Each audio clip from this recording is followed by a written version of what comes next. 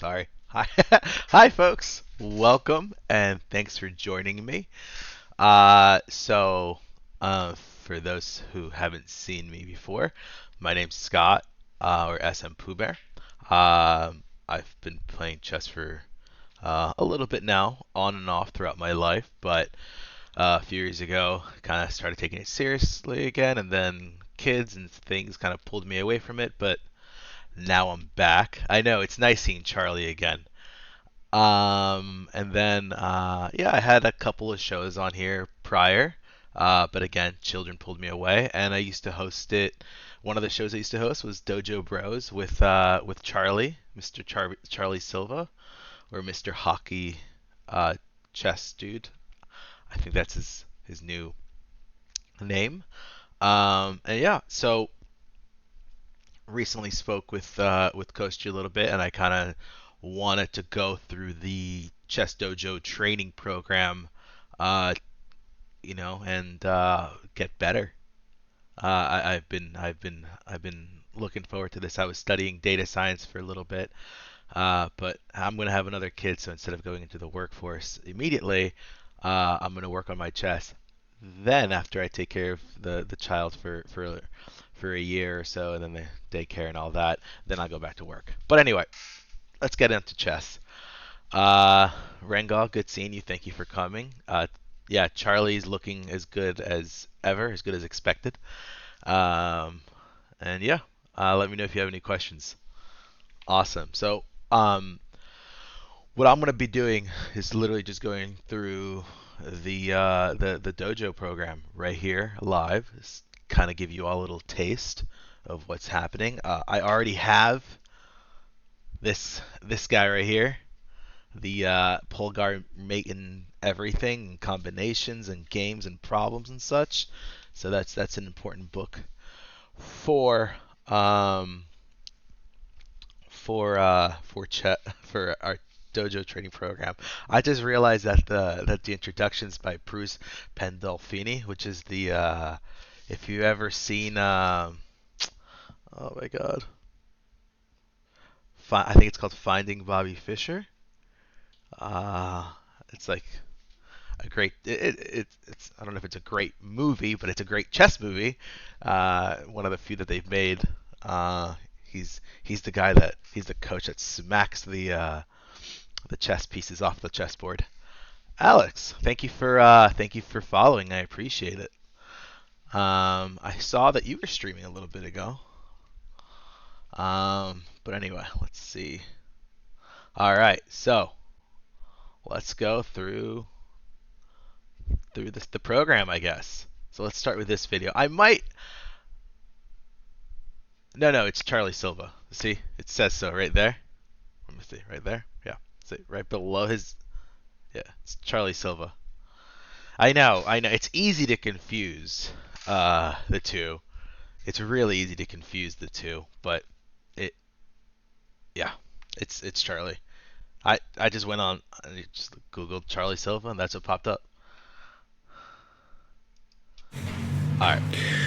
So yeah, so we're gonna go through this. Looks like you all can't read that, so let me expand that a little bit. Whoop, whoop. Kind of just learning here on what we need to do to make sure everyone sees everything. Let me see. All right, and yeah, and I plan on playing games with people. And later on, when I play, if anyone wants to play, I'm up for whatever. Uh, I'll be playing unrated against people in the chat for a couple of reasons, mainly because I can't focus on the chat and then uh, and play at the same time, and various other reasons. But anyway, let's go.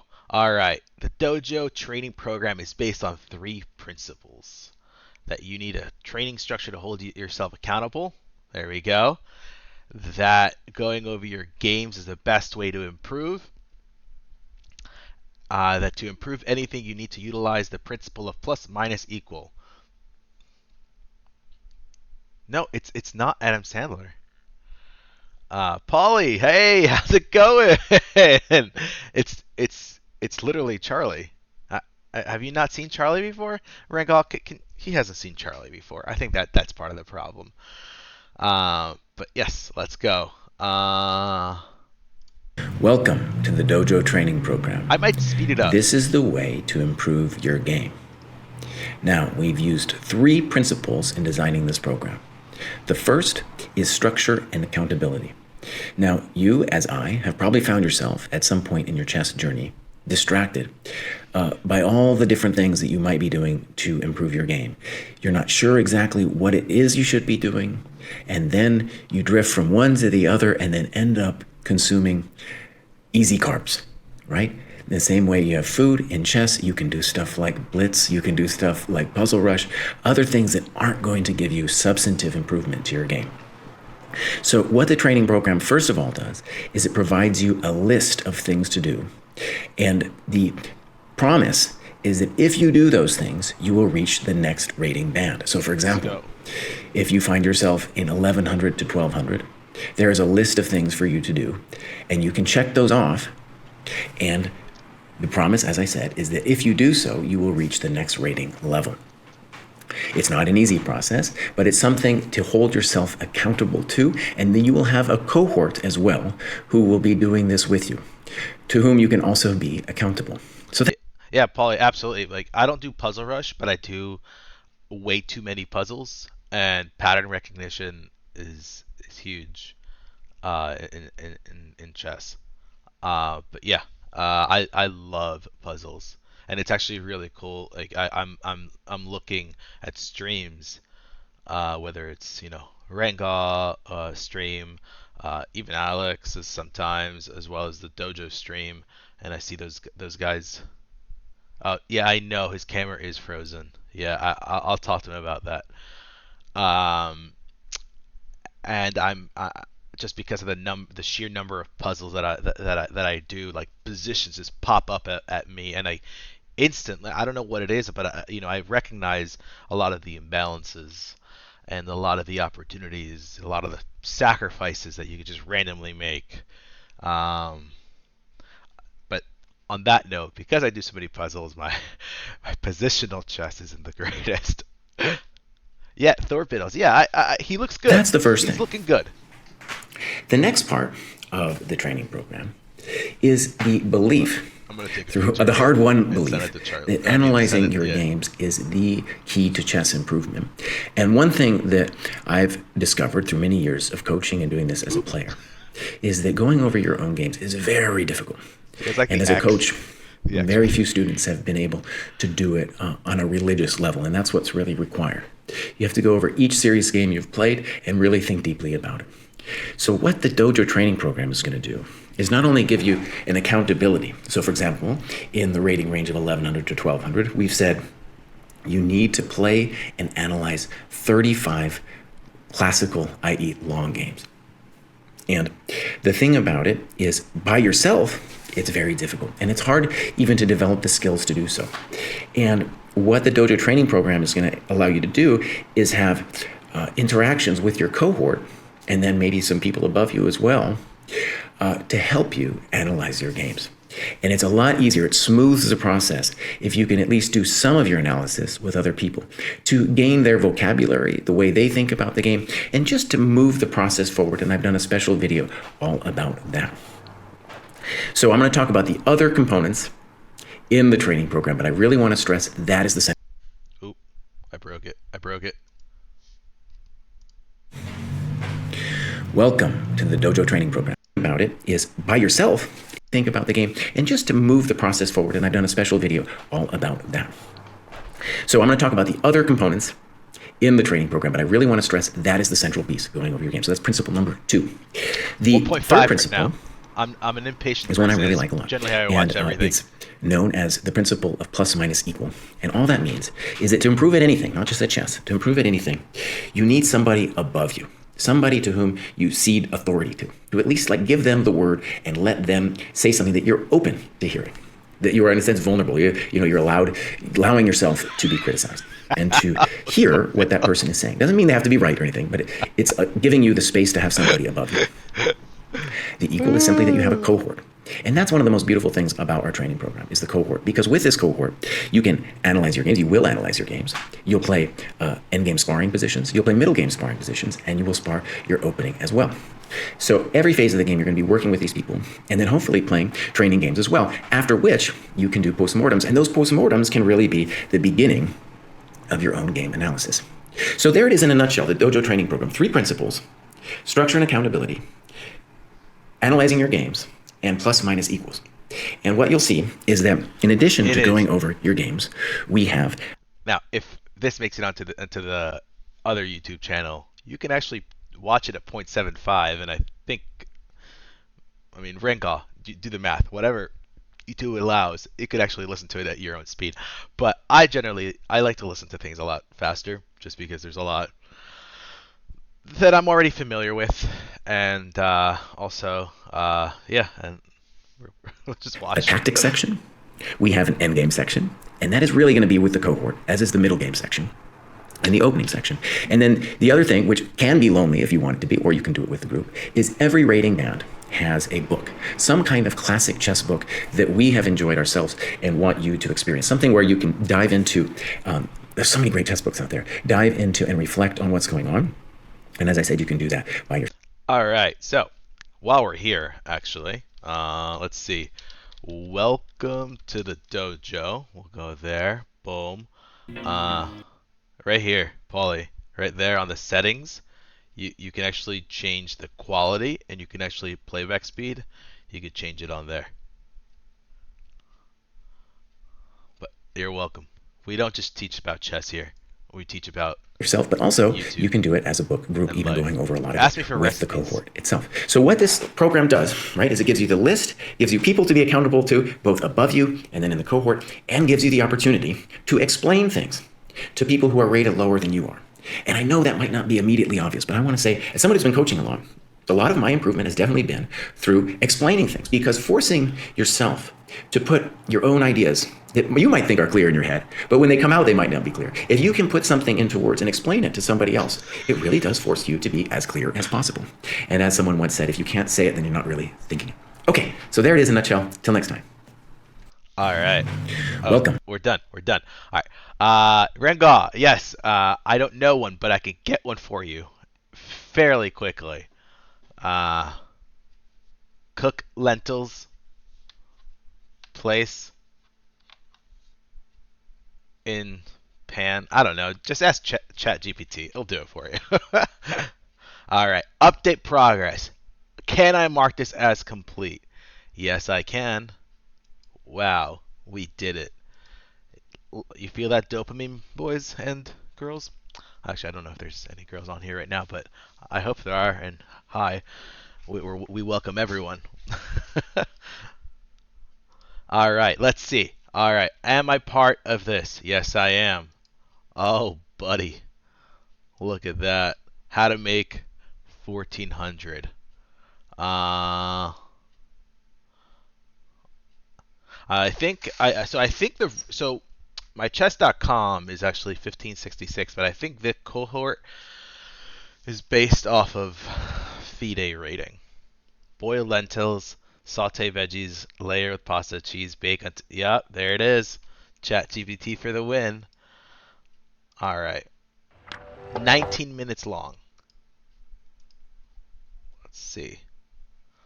I don't want to subject you all to a 19-minute video unless you all are up for it. We'll just start. If we have any complaints, let me know. Playback speed. All right, today we're going to talk about the journey from 1300 to 1400, and we're going to get into a lot of facets of this journey, but something I want to stress right away is what I've observed time and again as a player and a coach is that the major problem for this level is not understanding the value of time, of tempo. And we're going to see that in the illustrative game that we're going to look at, but I'm just going to put that out there right now, that we're going to look at a lot of cool things. A lot of things will be part of your journey to get to 1400. But the main thing is to gain a sense of responsibility about time, i.e. the same way you care about material, you want to care about time. And also to recognize that it's not just your problem that you don't understand the value of time, it's also of your opponents. Okay, so first things first, let's talk about our ratings here. 1400, we're looking at about 1500 USCF, and then ChessCom and Elite Chess are inflated above that. And now let's look at our this beautiful scoreboard here. We've got the maiden twos, as you can see, and it's getting more brutal. The maiden twos, and they're the maiden threes. The maiden threes, by the way, are much easier than the maiden twos. That's not all maiden threes are easier, but these in particular are. The maiden twos, again, are the layups of chess. You're getting a sense of visualization in addition to learning mating patterns. These sparring positions are really great in terms of understanding, getting a feel for certain kinds of imbalanced positions. We have our endgames, and the endgame algorithm is going to be the first time we're going to spend a little bit with rook endgames. And then we're really going to get terrorized by rook endgames after this, after 1400. Okay, now, one thing I want to say is I feel really with this level, rating band, we are getting introduced to what I would call chess culture, right? So there's all kinds of ways to improve in chess, and just gaining a sense of the culture of the game is definitely part of that journey. So for example, Modern Ideas in Chess, written by Reddy 100 years ago, it's no longer modern in that sense, is a great beginning of just understanding a little bit of the history of the game, as well as looking at some classic games. The classic games itself is a bunch of Alekhine games, or Aldeotian, as Kostya would say. I can't say it correctly. Also really great, and I encourage people to go over those games with people in their cohort. Okay, now let's talk about openings. As you can see, we have 20 positions to spar, and I want to talk a little bit about how we're doing it, but also about the fact that I know that at this level and below, people are obsessing with openings, thinking it's going to help them, and in fact what they're doing is they're just getting distracted. It's easy calories to sit there and watch a YouTube video about some weird opening system. It might be fun. It's not going to help your chess. In fact, it might make it worse because it will often distract you from the fundamentals, such as time. And we're going to talk a little bit more about time later on in this video. Okay, so I want to say, actually, of all the things I've gotten pushback on for this program, it's not the Bulgar maiden twos. People love to complain about that. It's not about the rook endgame stuff that I have the higher rated people doing, right? It's not the annotations of people's games. People have been doing that great.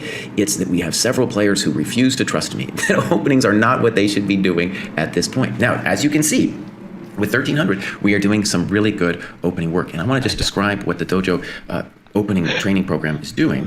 Is we have some repertoires that we encourage people to use because they've kind of been worked out, they're consistent, and we've also marked down what we're calling the sparring positions. But you can, if you have a favorite opening, you can do it on your own. You just have to mark out what you think the most common sparring positions that you get are, and then you can use those as your sparring positions. We have 10 positions here as white, 10 positions versus 1 e4. It's not that critical yet to know what to do against e4.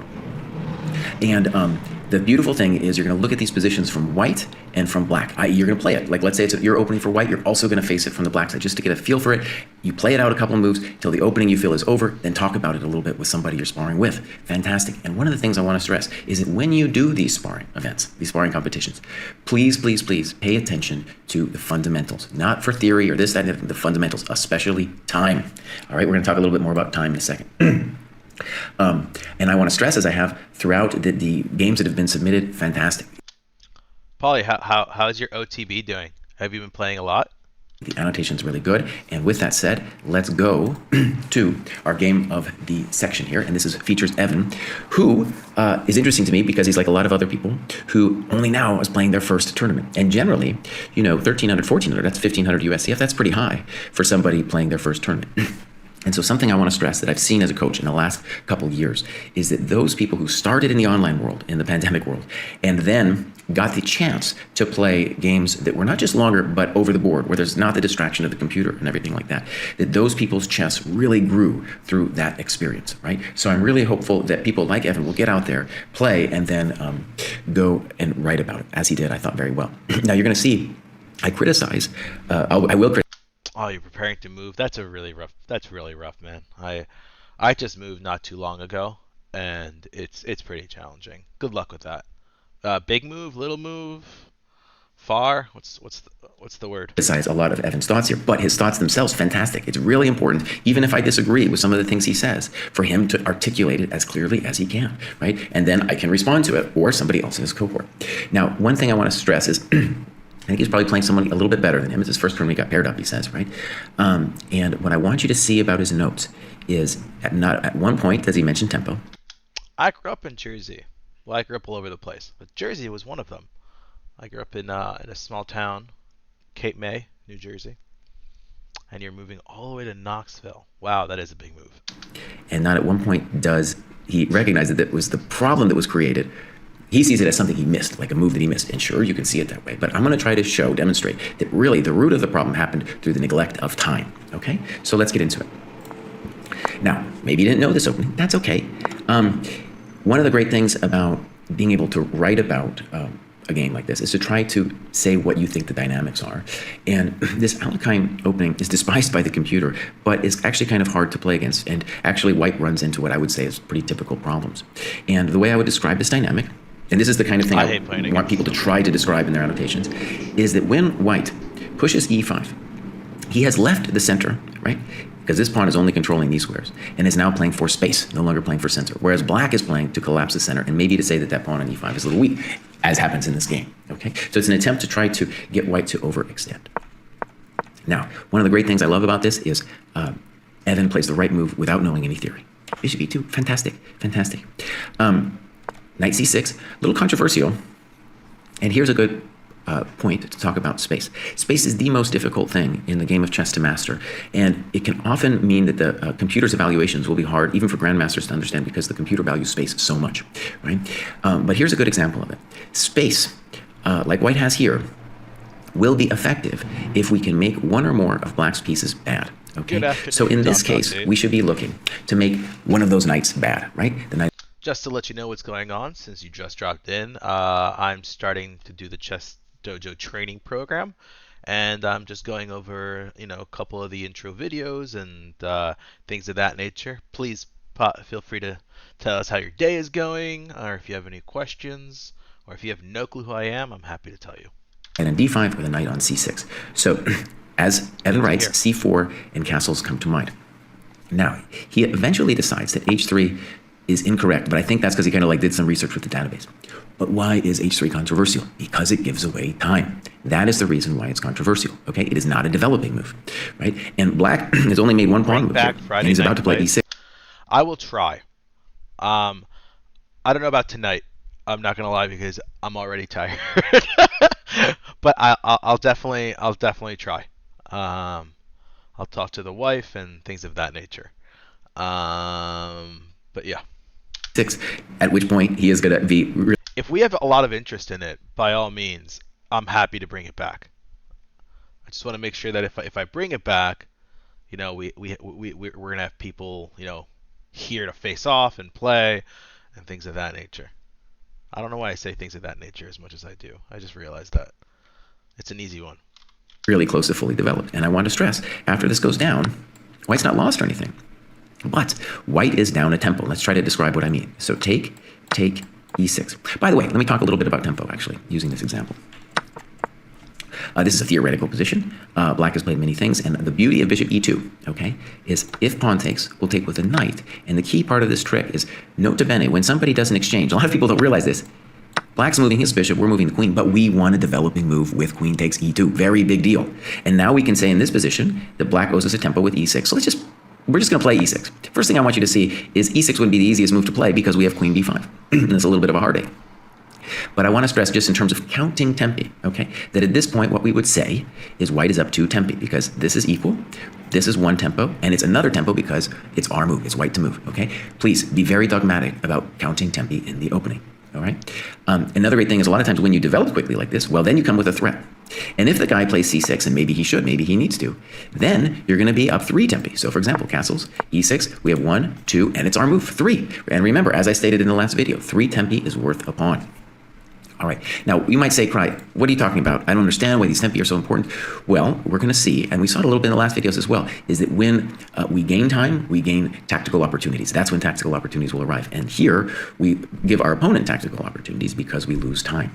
Okay, here we go. h3, so now we are down a tempo. e6.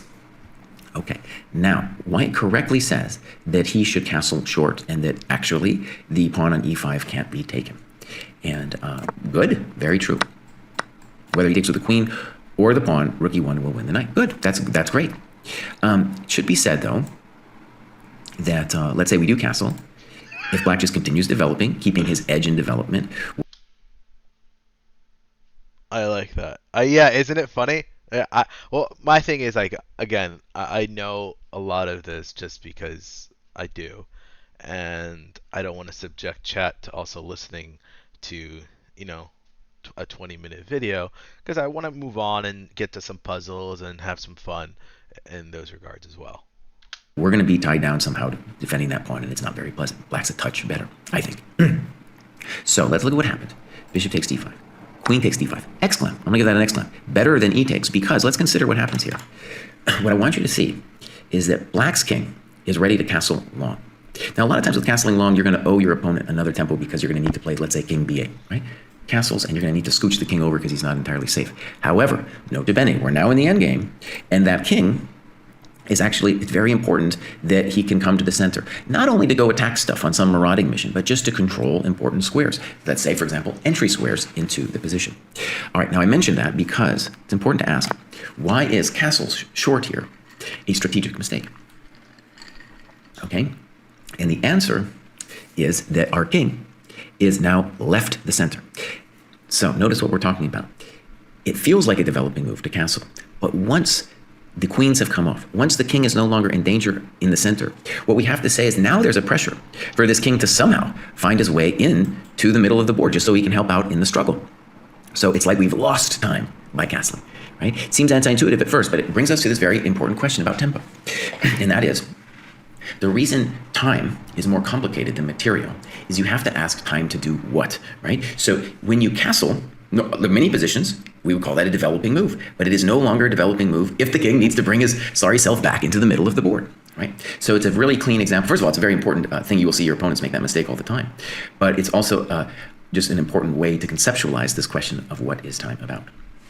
Okay, so bishop c5 happened. I think already knight d4 looks very unpleasant for white.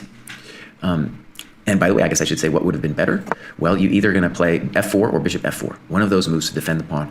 And personally, I like bishop f4 better simply because we are developing our stuff, right? Okay, so castles, bishop c5, rook e1, and he says a blunder because of Black's next move. He could have done knight d4 on the last move, by the way, too, right? So I want to stress the reason knight d4 is a bummer for white is because of his lack of development, not because it's something like we just missed. Okay, again, so the tactical opportunities for you and your opponent will come when strategic things have gone wrong, such as here. Okay, so then it's true, good move by Black, knight d4. He missed it on the previous move as well, and now white is in big trouble. And I'm just going to share one more further thing here that I really like this move c6, and I'm going to use it as an example to talk about time. So the knight on c3. Generally, when we put it there, we would say, oh, that's a developing move. However, there are a number of situations where we have to say, oh, no, actually, that knight is completely ineffectual on c3 and, in fact, needs to move. So the optical appearance of development, right, is often a good indicator of time, like you've got a good move, that was a good developing move, but it's important to look deeper. And one of the things I'll say about this knight c3 is at this level in particular, it will often be forever in the game, many, many moves before white realizes, oh, I got to fix the knight. Whereas if you have a feeling that, oh, right, that knight's not doing anything, in the same way that if it was undeveloped on b1, you'd also say to yourself, oh, well, I know I'm supposed to develop. And the same feeling you'd have with the knight on b1, you should have with this knight on c3. Okay, now from this point out, Black played a great game, won fairly convincingly, and Evan lost. So I love Evan's notes, and I love the fact that he just played in a longer time control tournament, and I'm going to guess that he is going to go to the 1400 plus rating band quickly. And I will stress that if you start thinking about time, you will see it everywhere. And by everywhere, I mean the mistakes that you and your opponents are making in losing time. All right? Okay, till next time. All right, update progress. Let's see. Boom. Look at that. Man, we're zooming through this. Let's go. Rengal, where you been, by the way? I haven't seen you stream in a bit. Let's see. Playing games guide. Oh no, it's okay. We'll go through that later. Let's do Polgar mate in twos. 307.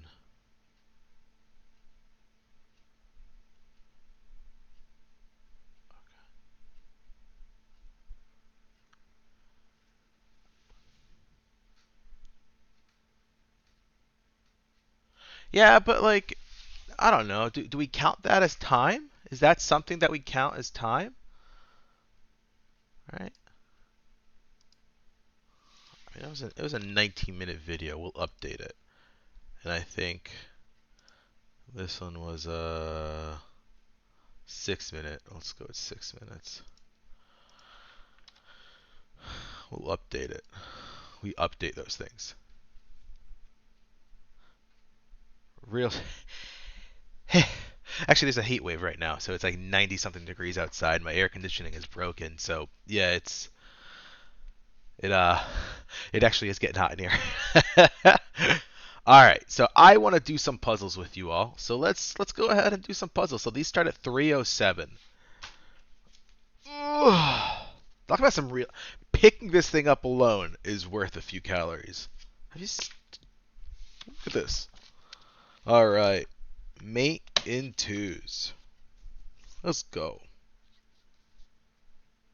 Mate in ones, mate in one, mate in one. Nope, that's mate in twos. Where? Have you seen the Kindle? Wait, there's a Kindle version? I don't have Kindle. I mean, I guess I have a phone. But this, I don't know. We'll figure it out. Whatever. 335. Ah, here we go.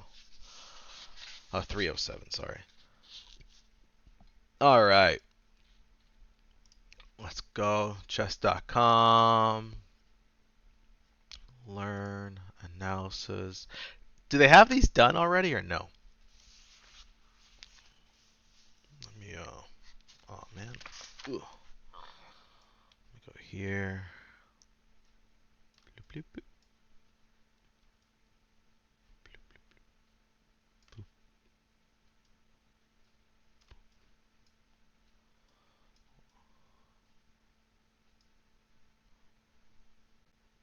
Oh, we don't say that word around here.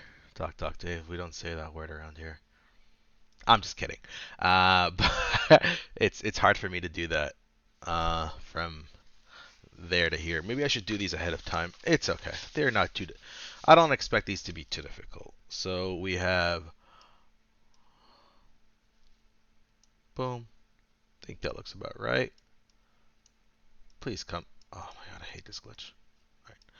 All right, there we go. All right, mate in two. Okay. Band. Always. Oh no!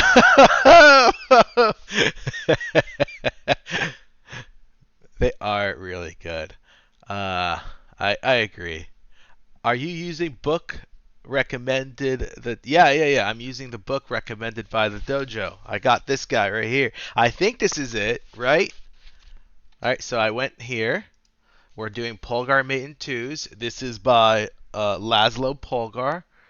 And the way I got it was I went here. I went through books, main recommendations, and I bought that one right there. Boom.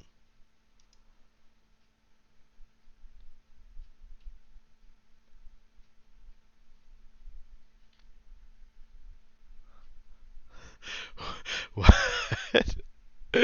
Oh no, that's fine. Oh no, I got the wrong one. Oh no. It happens. I know. I mean, I think it'd be ridiculous just to do a whole new edition for 3. Looks easy. It does look easy. So let's go. Let's just start.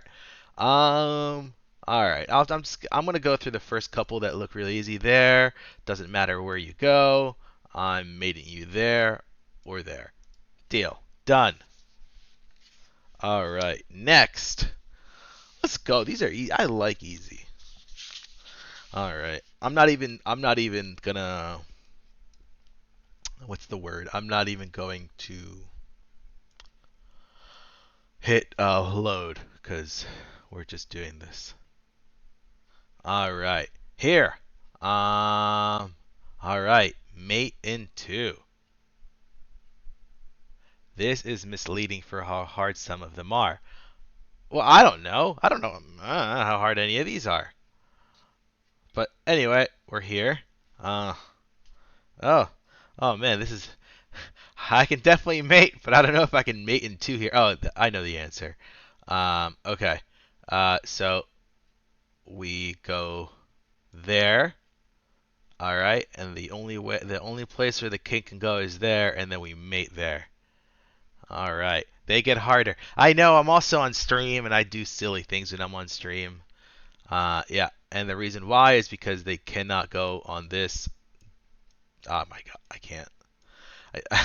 They can't go on this. Not diagonal. On this row file. Nope, that's not a file. That's a row. Because it's a rank. They can't go on that rank because the queen is blocking them, and then they're forced to go that way, and then we just do that standard checkmate. Oh man, we got it. We are, you guys, we're so good, so good here. All right, let's do this one. Is next. Mate and two. Okay. All right. I mean, it's it's just a simple little bam boom situation, Potentially it's a bam boom, but whatever, whatever. Let's go, squad. We're so good. All right. Should I give you all more time? I mean, you all seem like you're very good at this whole chess situation. Should I give you all more time, or are we okay if I just rush through these?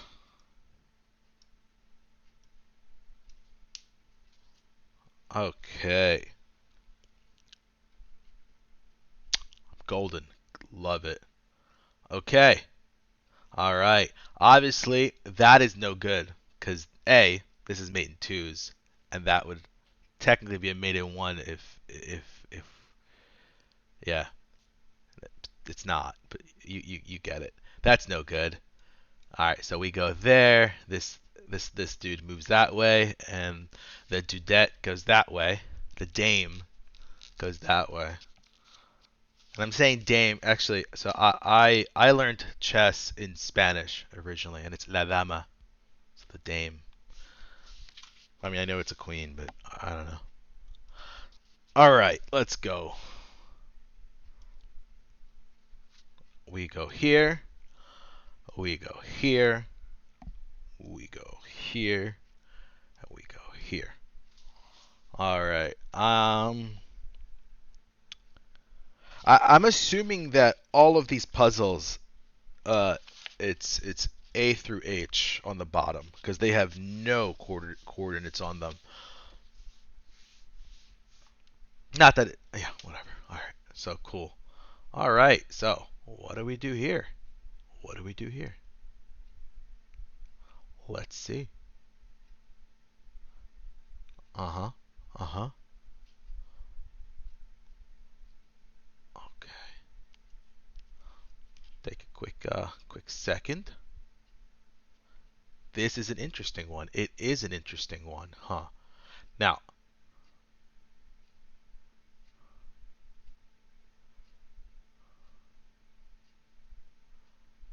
the silent move. This is a silent move, I believe.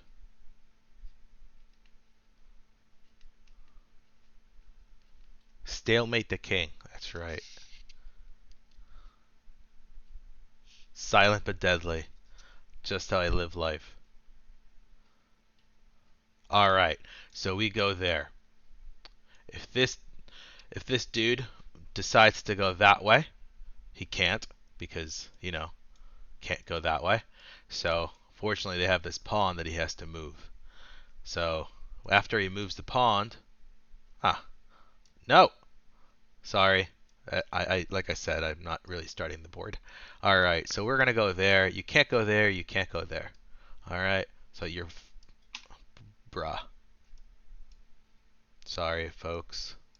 I don't feel like loading this in. All right. So then you're forced to move that, and then we just checkmate. All right. Cool. That was an exciting one. Wasn't that exciting? Clear board. There. There. Ooh, we have a knight involved. How exciting. Okay. All right. Whew.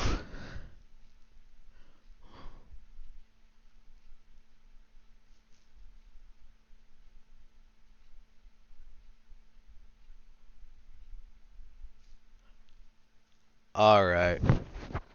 Now this has got me. I don't have this one right away. So.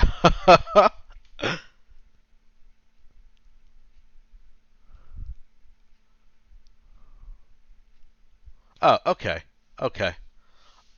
Okay. Okay. We got it. We got it, I believe. Yep. Knight h5. Simple. Boom. You can pre-move this one. It can be all pre-moves. Isn't that exciting? There. Pick your poison. Left, right, up, down. There. Doesn't matter. And you're checkmated. All right. Let's go. Yeah, pre-move that. Pre-move that. Isn't that against Dojo stuff, though? Don't pre-move that. Don't pre-move that. Unless you're in a speed chess contest like Kostya is about to be. Uh, Alright, we got this guy. This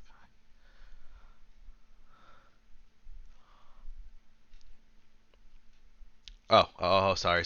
This is wrong. This is wrong. Alright, there we go. I was wondering. Okay. Alright. So, what do we have here? Here, we have a situation where if we take this fellow first, the king, sorry, is left with no squares to move. Do we want to do that? No, we don't. We want to leave him with squares to move so we can checkmate him instead of stalemate him. So how do we fix that?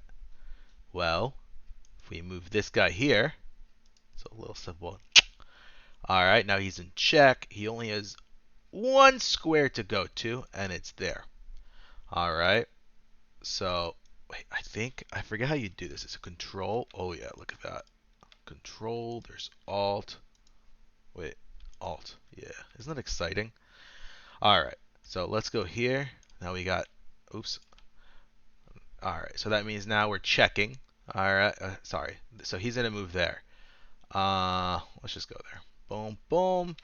We're covering that square. We're covering that square. We're covering this square. We're covering that square. What squares are we not covering? That one. How do we fix that? Boom, by taking that guy right there. And now we're covering all the squares. Mated. Banned. Get banned.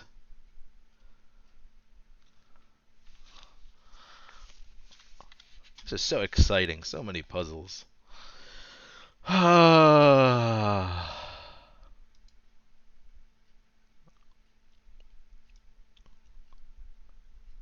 Want to help the dojo get great clips? If you want to help the dojo get great clips, there's you know how. I don't know what exciting thing I'm gonna do for you today, but I'm sure I'll do something stupid that you can clip.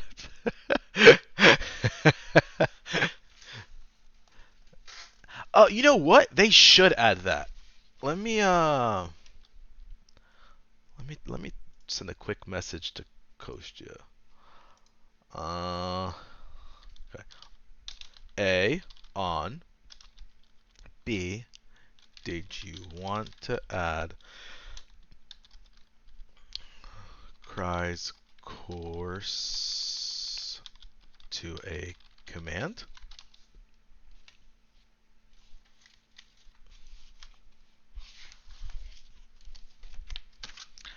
Should I buy Kraai's course and do it? What do you guys think? Oh. Oh.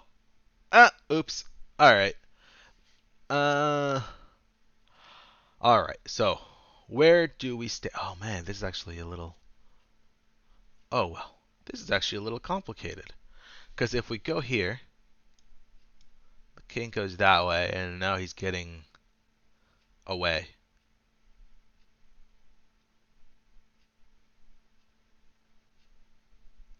Okay, so that's not going to work. If we check first,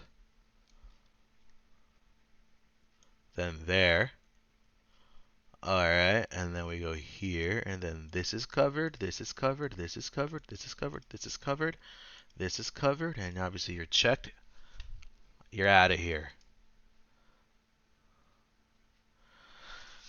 I think that's it.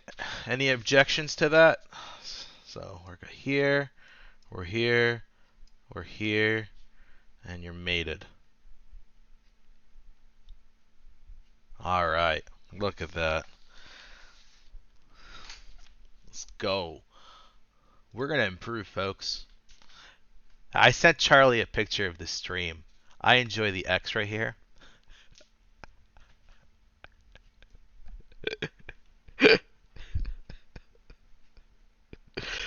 I guess when Baron comes on, I'll take it off.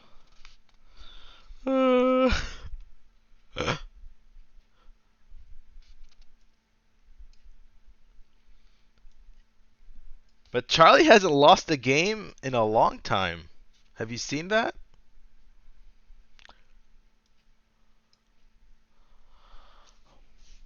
Seen that, Rango? I mean, he's been playing such characters. He's been playing such characters, Charlie. And then he's like, "Oh, I'm creating these opportunities." I'm like, "Charlie, no, you're not creating anything, Charlie." I don't want to take it away from him, but at the same time, the people that he's playing, man, just tick me off. All right, so how do we get a mate into here? Seriously, by the way, you should take a look at some of his most recent wins, Rengal. I swear they're not real, man. I swear those people aren't real. They're just there to play for Charlie. You haven't? Oh man, look at his last one. Look at his last one. What that character did.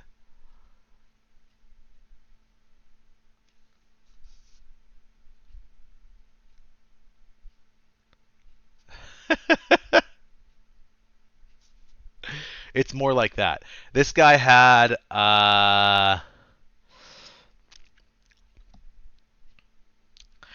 two rooks to one rook and decided to take the pawn in front of the king, which is also guarded by Charlie's rook. So essentially, the Charlie got both rooks for free, or not for free, but for one rook and a pawn. Like, anyway, all right. So we're here. Let's do this mate in two. All right. So if we do this, this feller has this one to go to. That's his only square. Charlie's rating is almost 1800 on Lead Chess. Sorry, on the other site. Whew. Almost got in trouble. All right. So there. Sorry. So there. All right. And the only squares that this guy has left are there and there. Those are the only safe squares. Actually, I'm pretty sure it's that. There, yeah, there, and I think just there wins. Or if you want to really get fancy, you might be able to even go there. Yup, look at that. So there, this is forced. And now, I'd go there, just because that's me. That's it. You're mated. You are mated.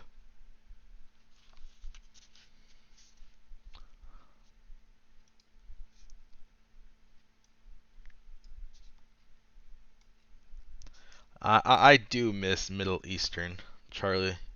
He was much more available than U.S. Charlie. Okay.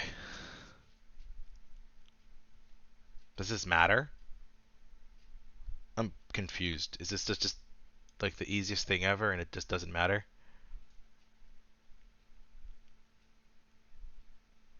Yeah, he's in Boston.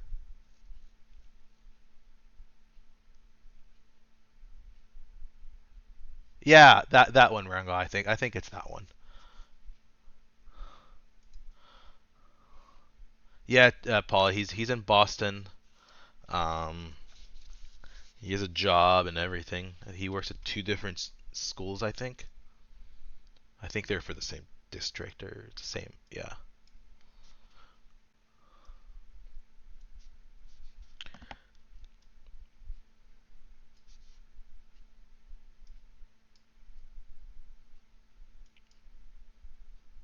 Okay. Okay. Let's see. Let's see. I mean, there's a few checks in the position, obviously. Um,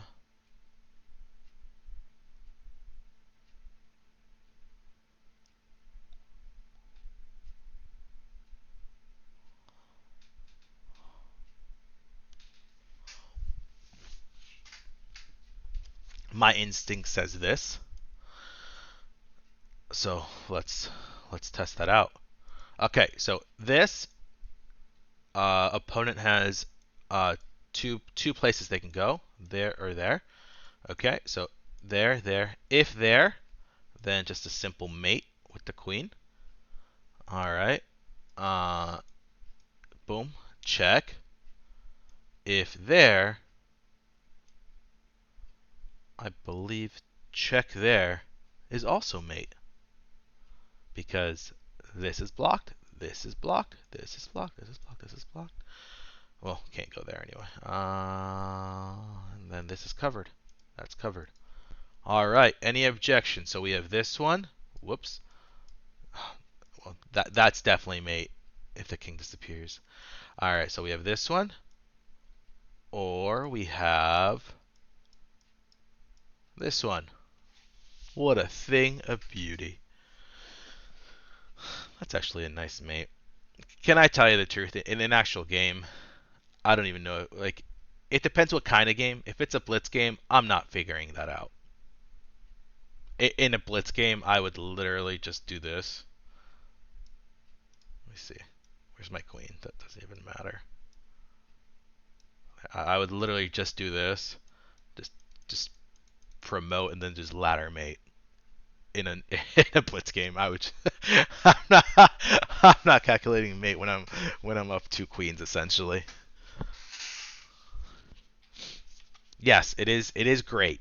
You're right, and maybe we should do that more, but maybe in a rapid game. Who knows?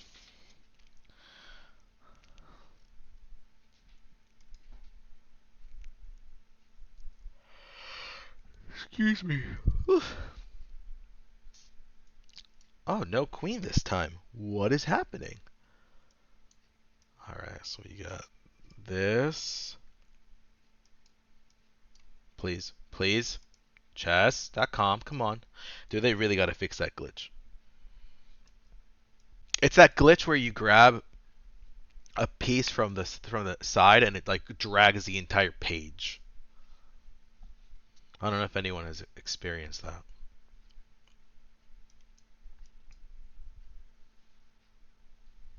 Cool.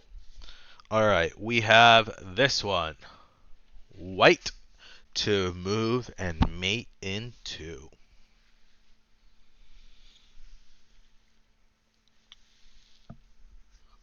Excuse me again. All right. Yeah, I think this is just a simple this is 318, I believe you are correct. Am I supposed to stop? Am I supposed to stop at a certain point? Does anyone know? Or do I just keep going until I'm done with this?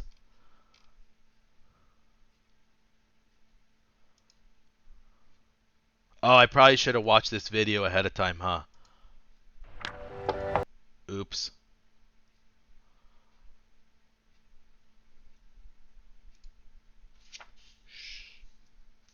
Okay. Never stop. I love it. All right, everyone, get ready. We're in for a night. We're doing this entire book. Let's go. All right, so this one is a simple there. You're stalemating the king more or less, so they're forced to move that, and then you go there, and then they have no more moves. Alternatively, I guess you're not stalemating because they could go that way, but then that's the exact same. That's not a knight, but that's the exact same thing. All right. So we're going to play it. We're going to go there. If there, there. Okay. If there, there. Again, another pre-move. Any objections? No? Good. Didn't want to hear him anyway.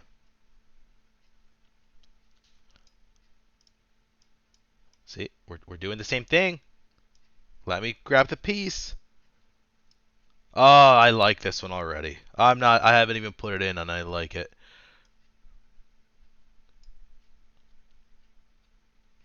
That's what she said. That's what she said. I'm sorry. No one heard that.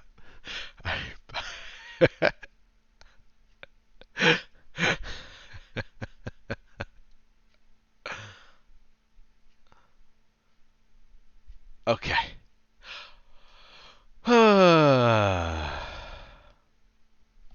Mate in 2.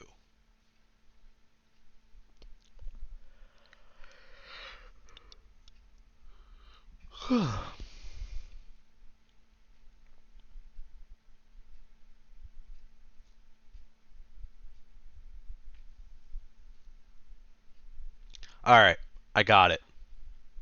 Y'all ready for this? I was worried about one move, but then I realized that's not a concern at all.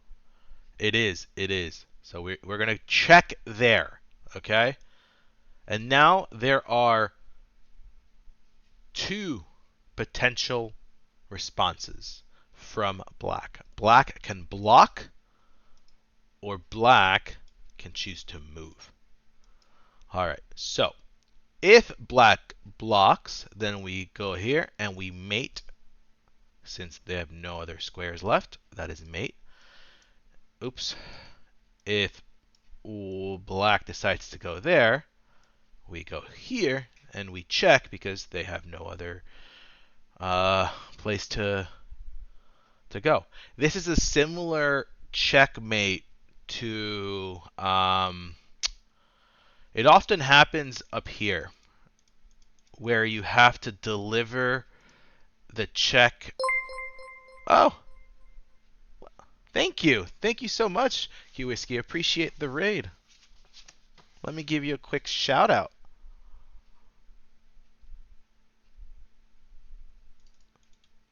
How is your stream, if you don't mind me asking? Woo, thank you for all the follows. Look at that. Kavutskiy's following. Ronald COC's following. Albie.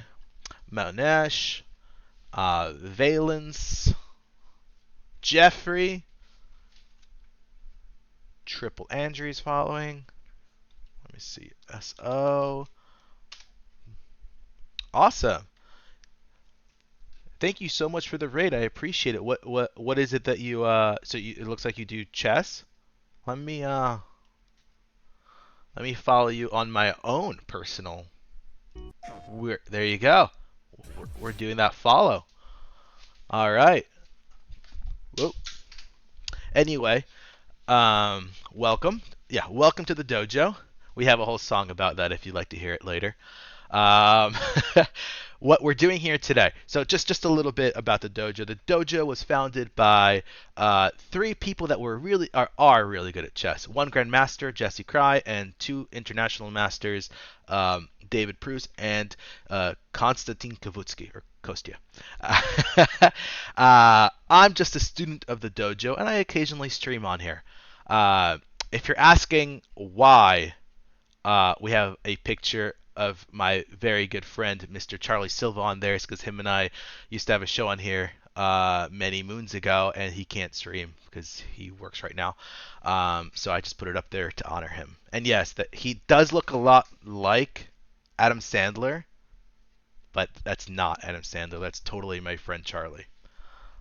But what we're doing today is we're going over the dojo training program, and we're going through this book. Essentially Polgar mates, and we're doing mate in 2s. I welcome you all to learn with us. But yeah, thank you again for the raid. I really appreciate it. Okay.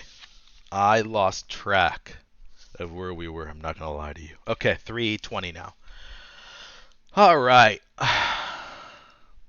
Now, if you're wondering, oh, mate in 2s, they seem easy. A, some of these aren't that easy.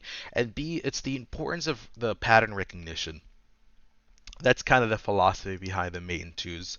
And why do them? We understand that they're not the hardest things in the world, but they do open up your chess mind to a lot more. Silabone, thank you so much for the follow. Appreciate it.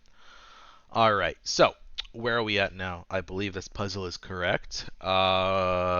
If not, I think Doc Dave also has the book open and will gladly and please correct me if that's if I do get it wrong.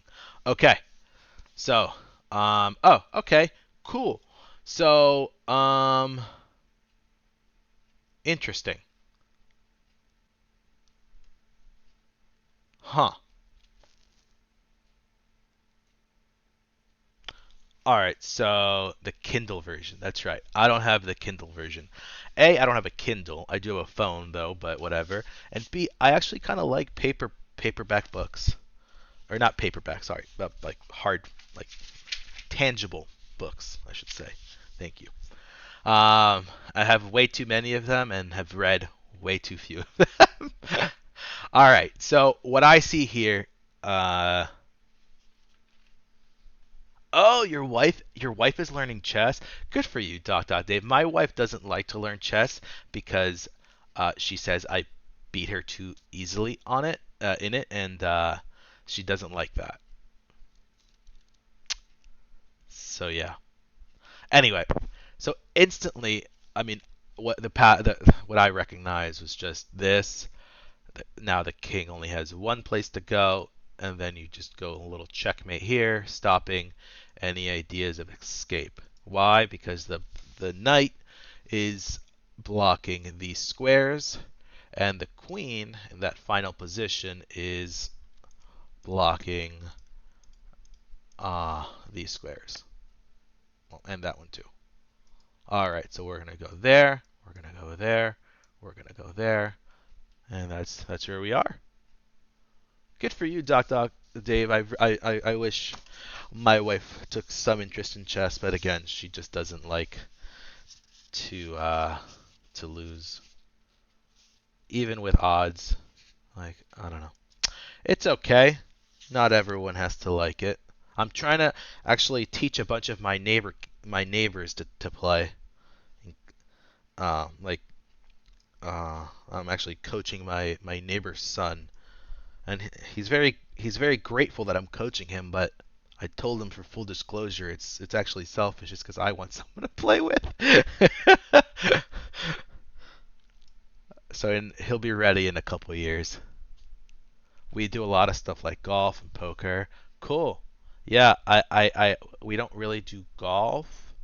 I go to a golf range from time to time. That's about a driving range, and poker has never really been my thing. Um, she likes some video games like Fire Emblem and such, uh, which I'm actually not interested in that. But we like to go on walks and things of that nature. All right, cool. All right, so let's see. Mate in two. Where do we stand?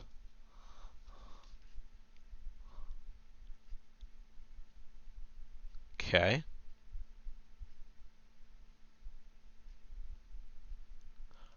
Similar to the last one.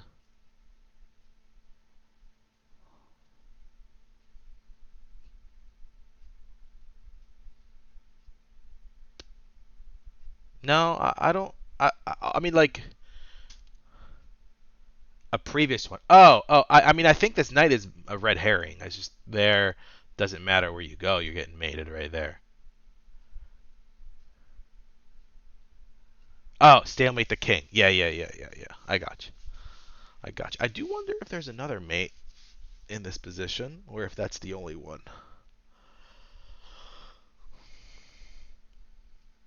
Oh, there's multiple. You can go here. Stalemate. Uh, there.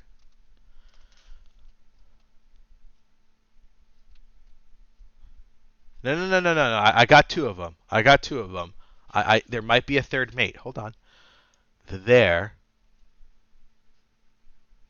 Oh, the pawn is coming towards us? Never mind. You're right. You're right. You're right. I see. I see. I see. My bad. You're right. Oh boy. You've you have to prioritize. A marriage can be divorced. All right. There we go. Thank you for that. No, we my wife and I are very happy. No worries.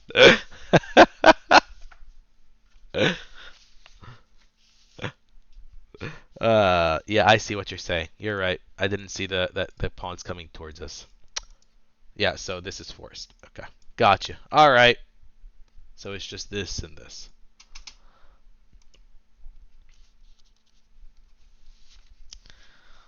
Uh,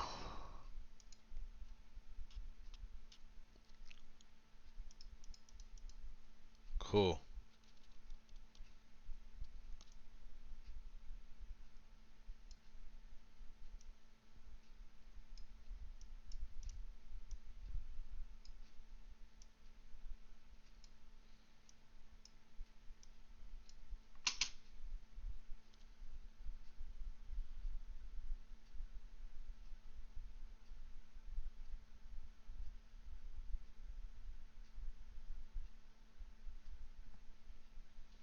Oh boy.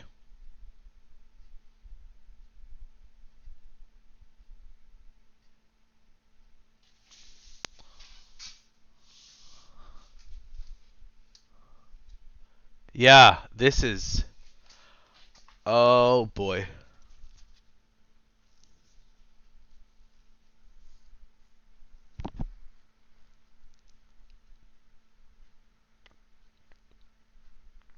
Oh. Oh. Easy. Easy. I don't know. Yeah, similar theme. Um, but I can't though.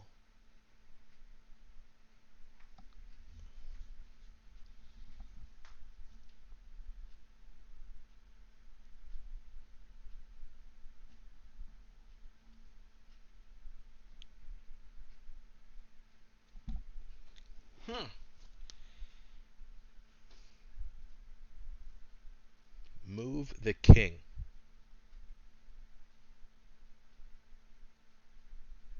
This Charlie's better behaved than the. He's matured in time. Oh, okay. If we're moving the king, then it's just simple. There, I like that. Okay, and now this is. That's the only move, and then we just mate. How exciting. Needs helmet. I agree. I agree. Needs a helmet. Needs a helmet. Alright.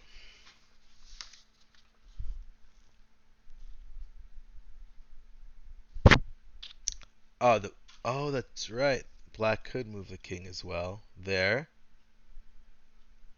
and then there.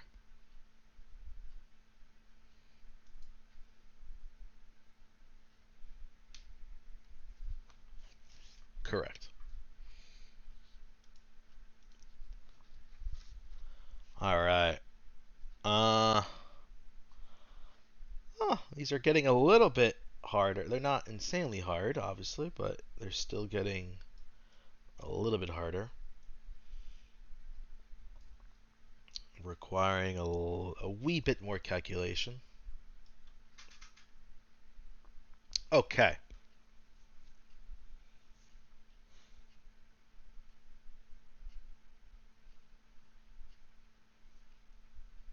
Hmm.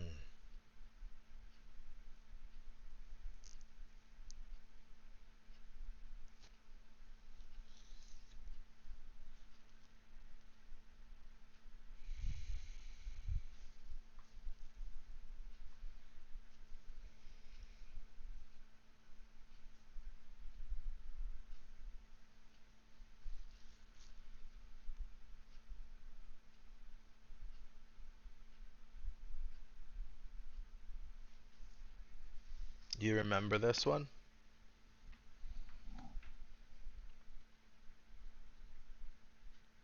I think I see it.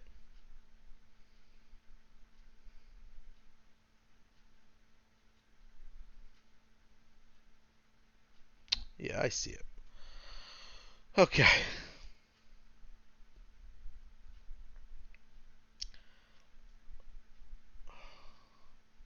We go there. I was going to do that. I'm going to move it. Now, they have a couple of options. They can move that, which leads to mate.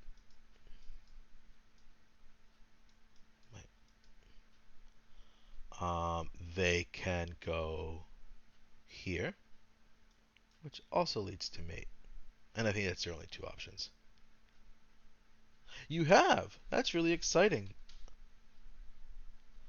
Am I wrong? Am I right? What do you guys think? Any objections to my answer?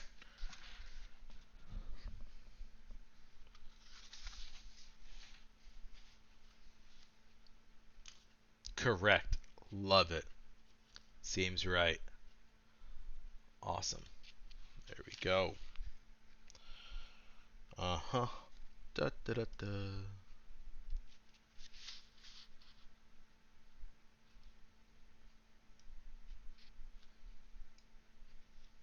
I am curious about something. Hold on. Anyone playing?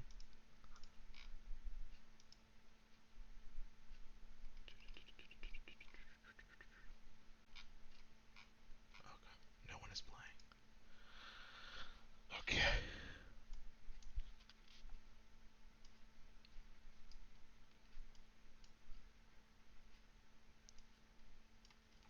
Okay.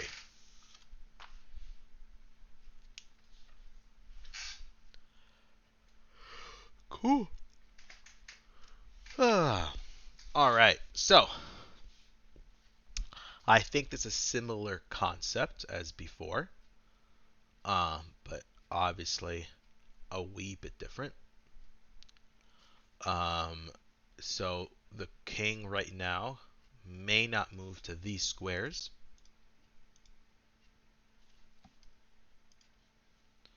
Okay.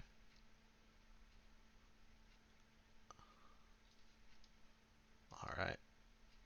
Now checks that we have available are this, and this. For the queen, oh, we also have this. We also have this check available. With that check, the king is able to go here, is able to go here, and here.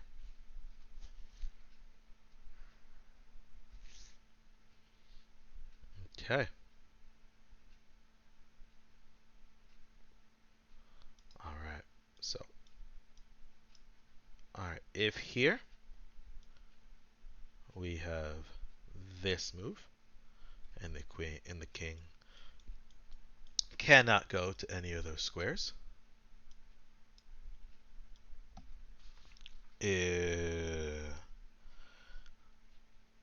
think the king was there. Am I right?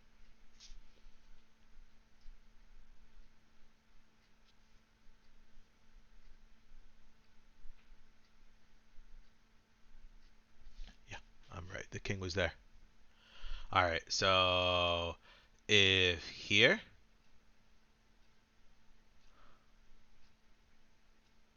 then we have this one, and the king cannot go there, cannot go there, cannot go there, and cannot go there. Uh-huh. And if this one, same thing. Cool.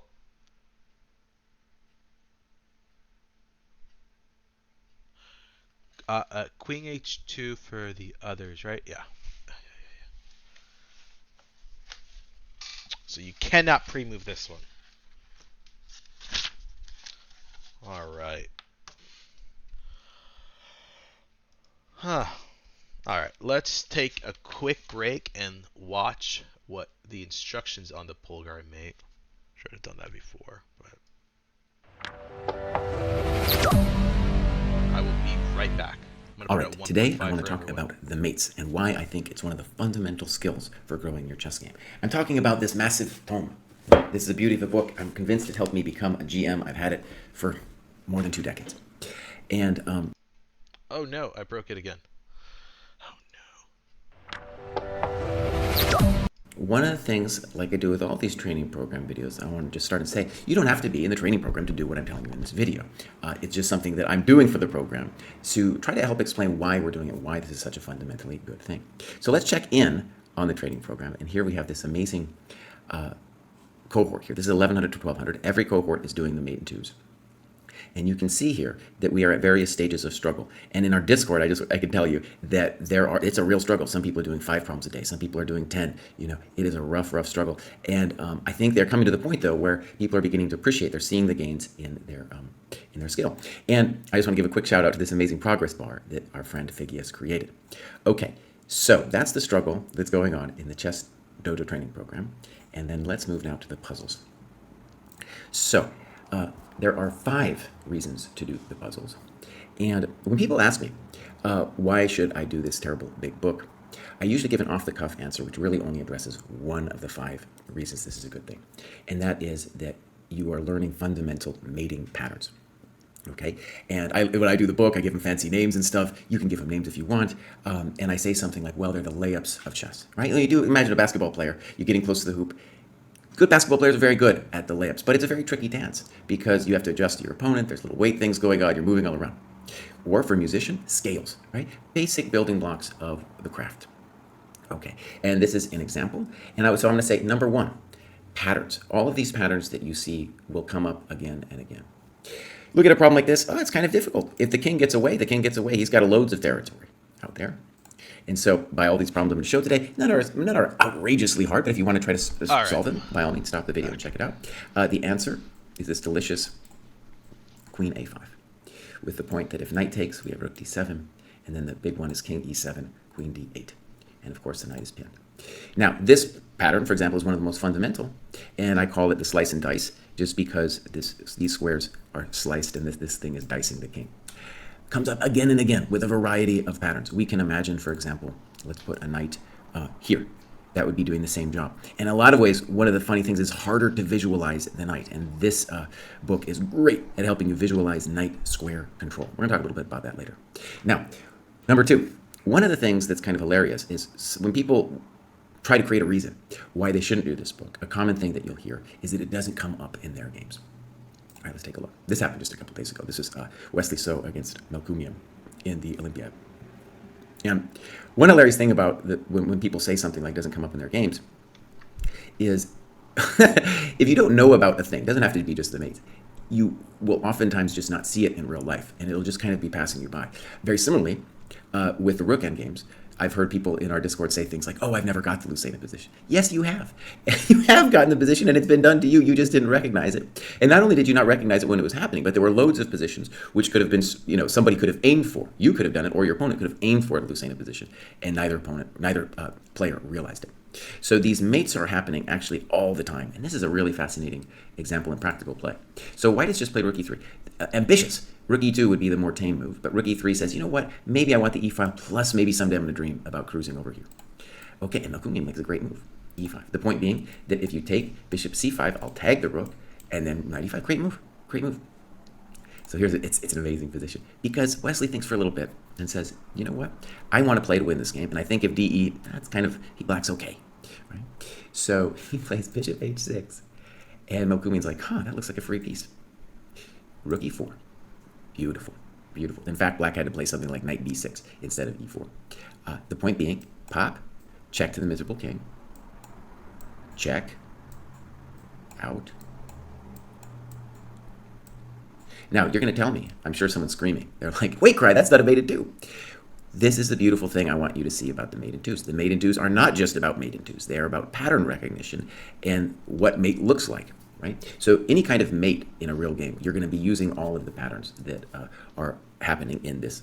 Well, you're not using all of them, but you will need all of the patterns to execute something like this in a real game. So it happens all the time, and especially when you're playing good attacking chess, you're going to need to find those patterns in a creative way. Okay, so that's number 2. It's there. It's hidden beneath the surface. Number 3, this is very important, especially for all endgame play, is that the maiden twos ingrain a sense, and internalize a sense of Zugzwang. Zugzwang meaning you got to move, bro. That's the German translation.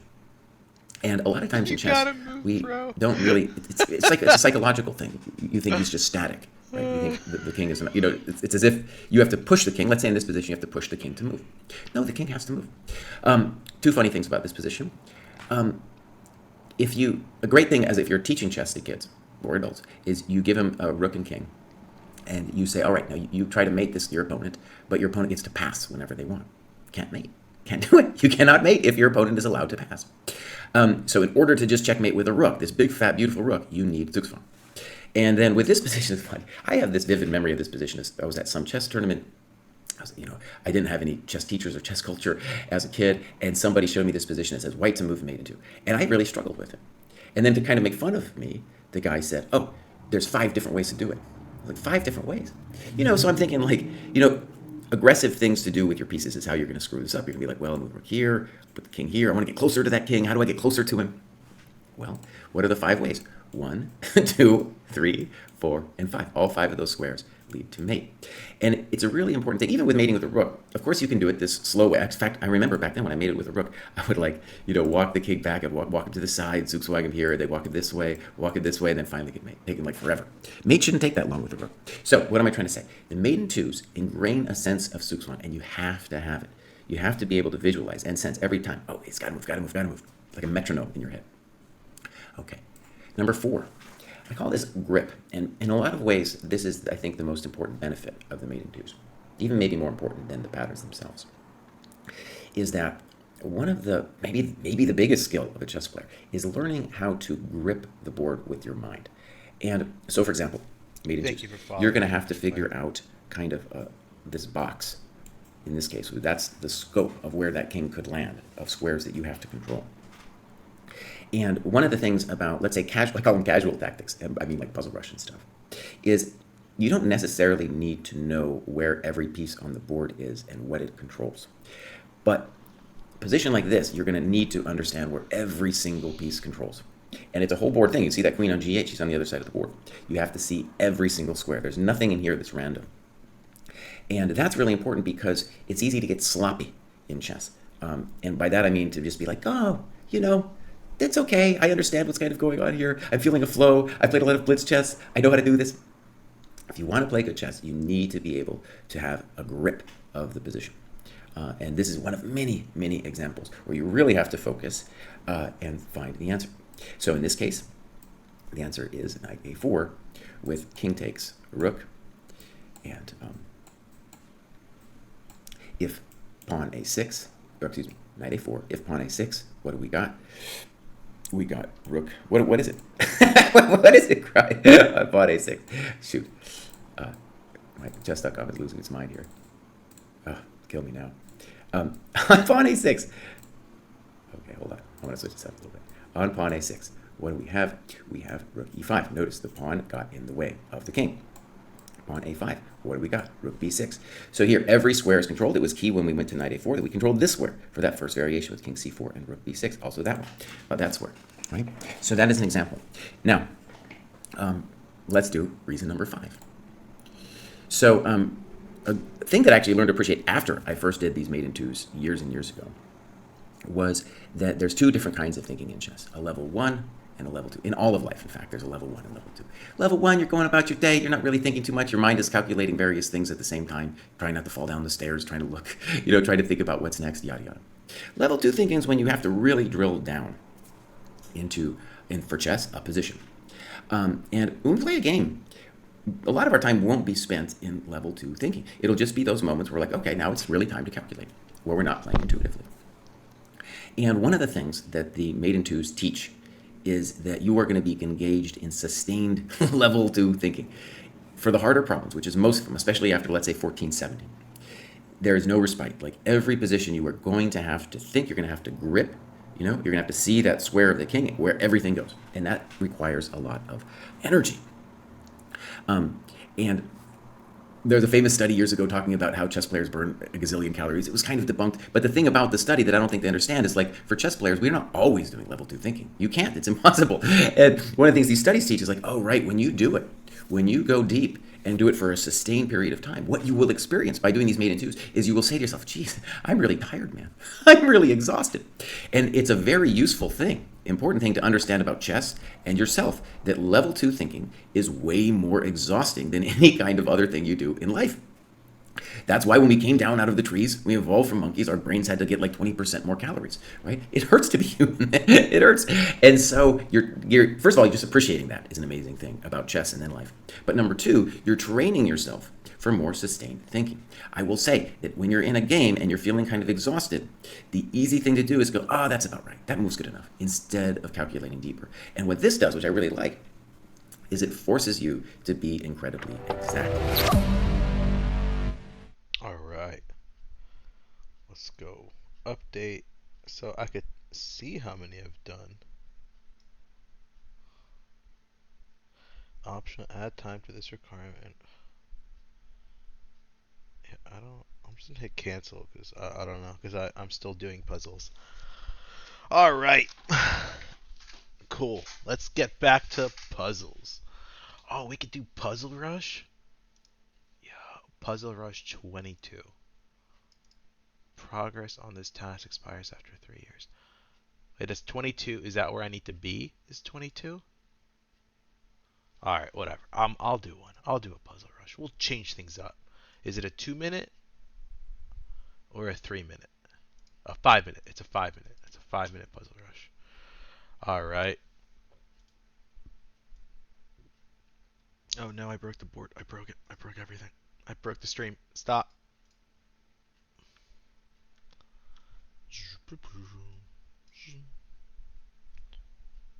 Look at that. Wham. Wham. Wham. Alright, folks. I don't want you to judge me at how slow I'm going to be. I'm a slow player.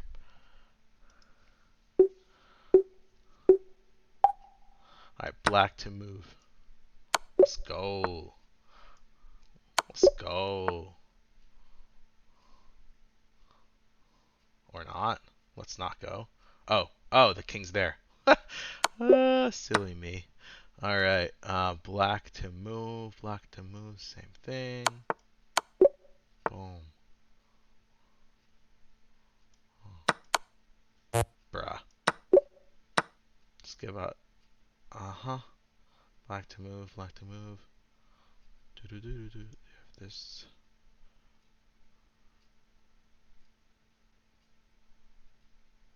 Got it.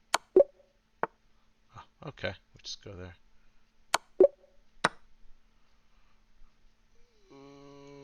Check. That's it.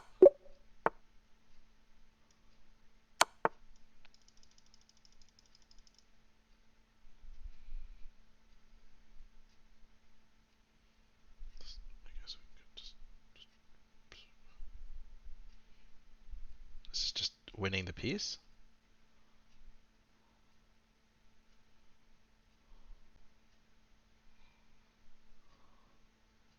But I'm scared.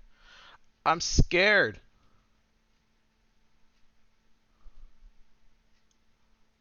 I'm scared of that. Alright, hold on. Take their uh uh what? Why is it so hard? I can't take the queen. It's pinned. It's pinned.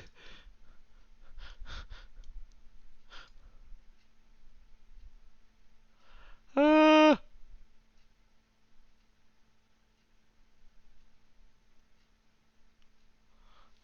am I going nut? Why is this? Why are you the way you are?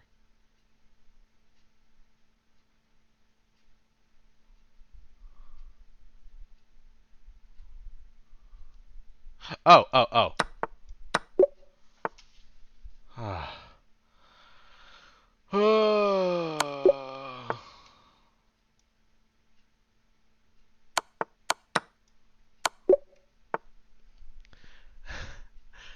Yeah, it's fine. It's fine. No, it's no big deal. I don't necessarily. I mean, it's fine. I don't care if you suggest moves. Uh-huh. Da. Alright, we can go there. take, take, take. I think that works. Oh man.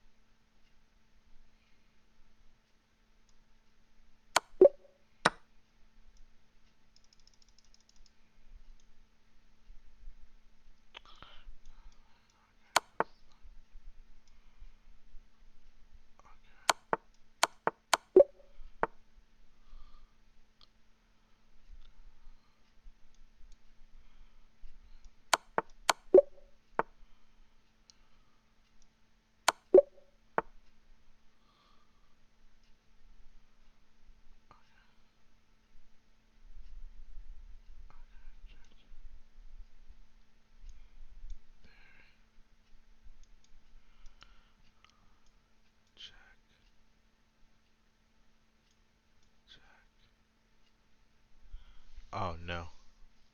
Oh no. Oh no. Oh no. Okay. I think it's that. And then that. Okay.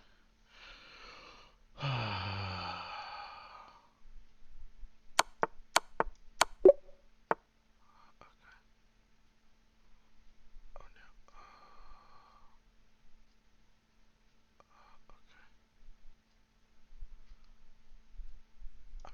Oh no. I didn't see the bishop. Ah! Bruh, I missed it by one.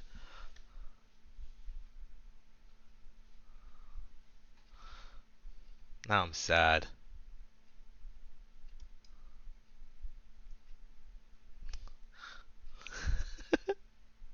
Play again. Wait. Okay. Alright, alright. Oh.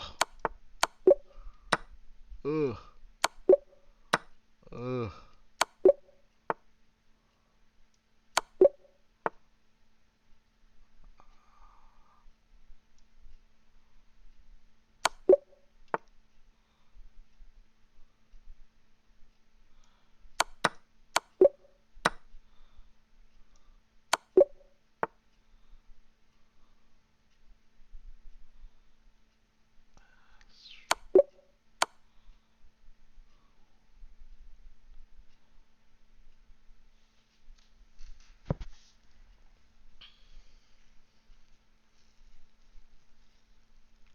Let me wait.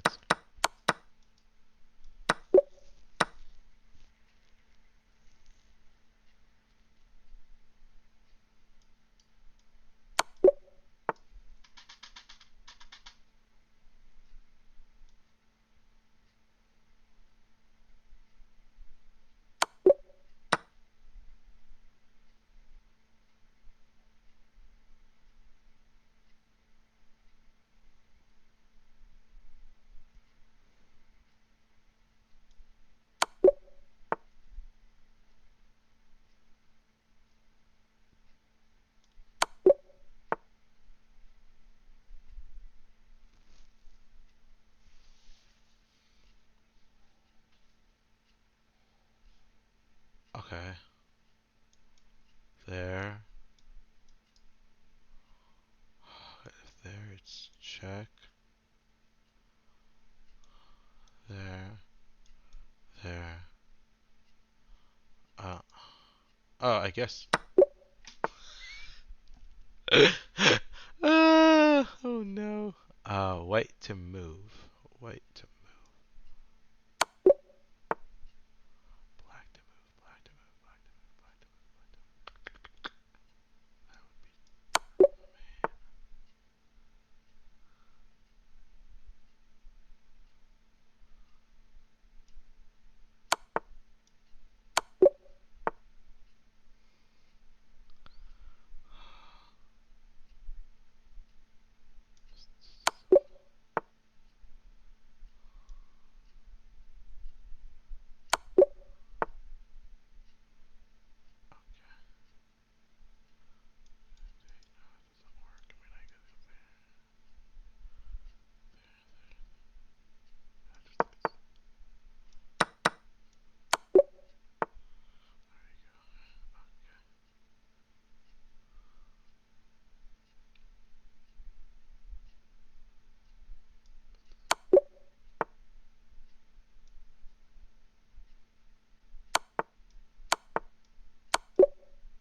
Funny thing is, before they did that, it wasn't even mate. Okay. Wow. What is happening here?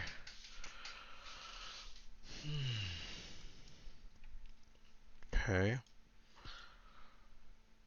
Check. Check.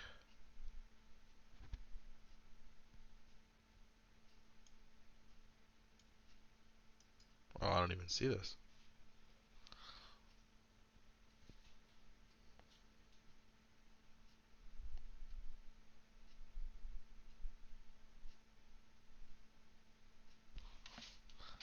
Oh, I'm not seeing it. Oh, man.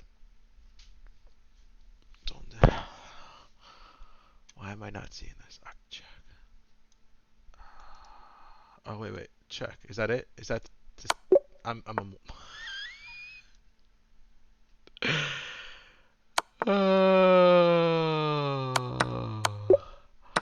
That's just funny.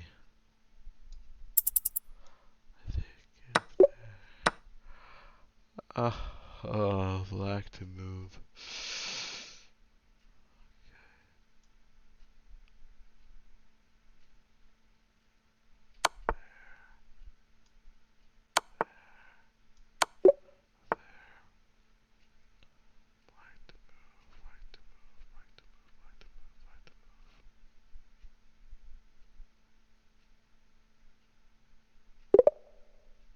All right.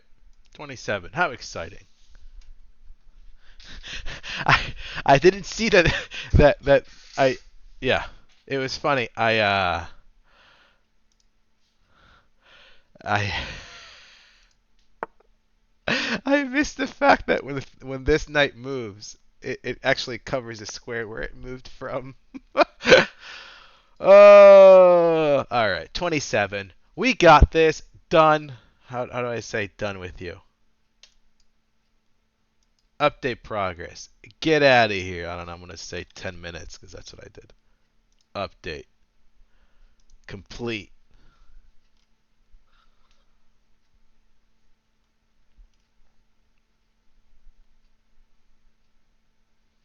'25, '28. All right.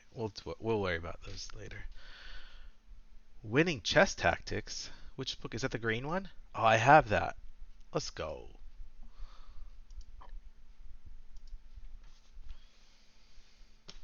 All right. Okay. Anyone remember what puzzle we left on last? All right. Uh-huh.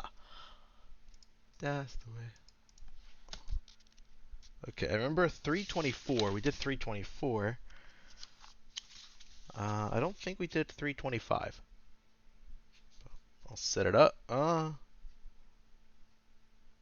We did 325.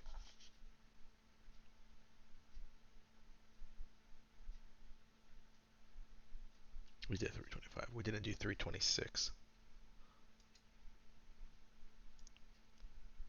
Or we may have, and I just forgot it already.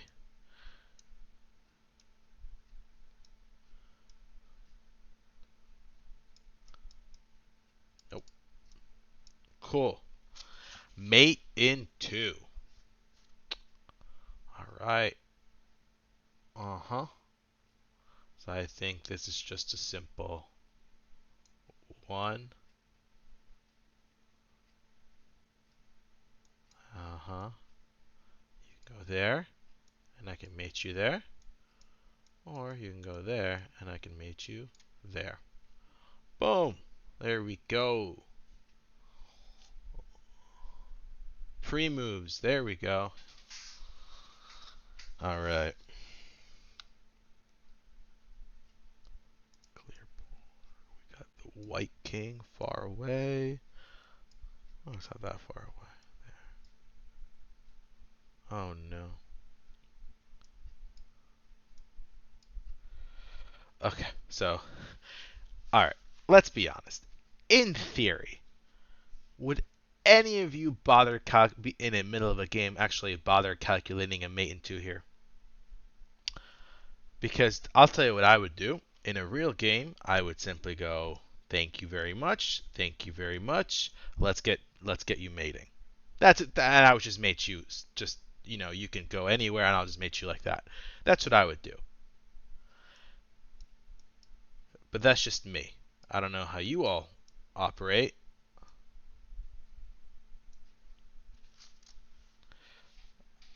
All right. Cool. Mate in two.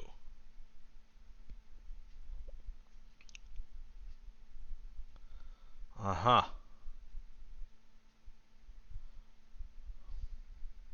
Sweet. I don't see it right away. Let's let the mind work. M Norris, wait, you would do which one? You would calculate it, sorry, you would calculate it out, or you would just just take and then just essentially ladder mate.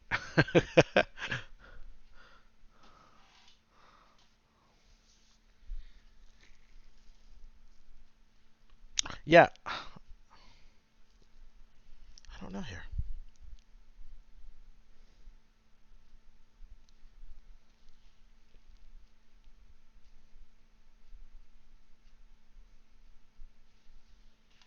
I don't see a mate.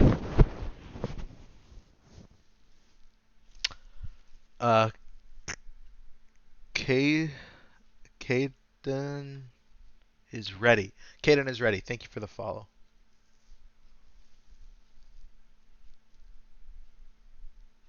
All right. Yeah. Yeah. Yeah. Yeah. Yeah. Hi. Thank you so much for the follow. We're doing puzzles out of this book. What we're doing is following the Chess Dojo training program. If you want, you can try it out there if you're interested. Uh, I am not one of the regular streamers on this channel. I'm a student of the dojo and just streaming my chess journey. But essentially, it's a community here, and we're big on learning. How is this a mate in two? What is happening?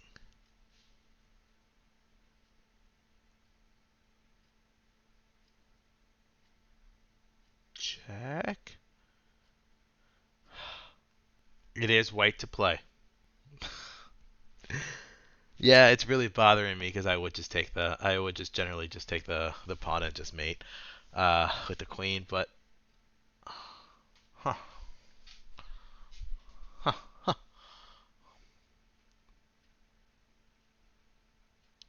All right, the king can literally move now. It can move there, or it can move there. Okay. The pawn cannot push because of this absolute pin. All right. So you're telling me this? Let's try it out. King f4. Boom. Oh, look at that. Mate, mate, mate, mate. Boom. And if here, this is also mate. Nice. Good find. Good find. Ah, that pin, man. That pin. That's what I should have been paying attention to. Ah, all right. You'll never get me again, pin. Probably will get me in the next one. Not gonna lie to you. Okay. White to move. Pretty sure it's just this, and no matter. I mean, I guess you don't really have anywhere you can go to. Okay, so there. Only one square to go to. Oh, we just mate. Also, if I was playing, I would do this. I would do this. I would do this. Just that extra move, just to make them sweat.